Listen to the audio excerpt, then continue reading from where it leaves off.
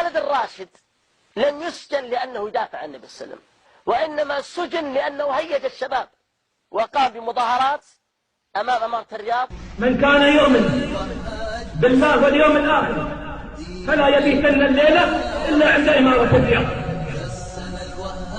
من كان يؤمن بالله واليوم الآخر فلا يبيتن الليلة إلا عند إمارة الرياض. كتب لهم ربهم أني لا أطيع عمل عامل منهم، والله ما تطيع هذه المساعد. جاءتني رسالة في الواتساب أتوا فيها بصورة حمزة كاشفري، قالوا الإعفاء يعني أعفي عنه، التهمة سب النبي صلى الله عليه وسلم، والعقوبة إعفاء. ثم الصورة الثانية جانبها أو ثم الصورة الأخرى جانبها صورة خالد الراشد، التهمة الدفاع عن النبي صلى الله عليه وسلم، العقوبة السجن عدم الإعفاء. إذا قرأت هذه الرسالة تقول يا أخي نحن في دولة يهود، من في دولة إسلامية؟ يعني الذي دافع عن النبي صلى الله عليه وسلم يسجن. إذا علماؤنا هؤلاء أحد أمرين،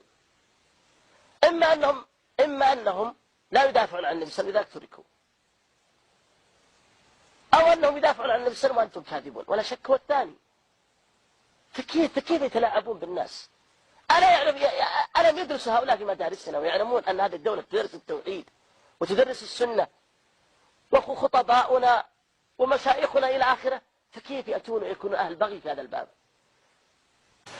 خالد الراشد لم يسجن لأنه يدافع عن النبي صلى الله عليه وسلم، فكلنا يدافع عن محمد صلى الله عليه وسلم وعلماؤنا قبلنا، وإنما سجن لأنه هيج الشباب وقام بمظاهرات أمام إمارة الرياض ومظاهرات أمام المفتي، وتكلم بها كلاما سيئا هو والشبيب الذين غررهم أكثرهم حديث عهد باستقامة. لأجل هذا سجن، ولأجل تحريضه وأفكاره الجهادية، لا لأجل دفاع عن النبي صلى الله عليه وسلم.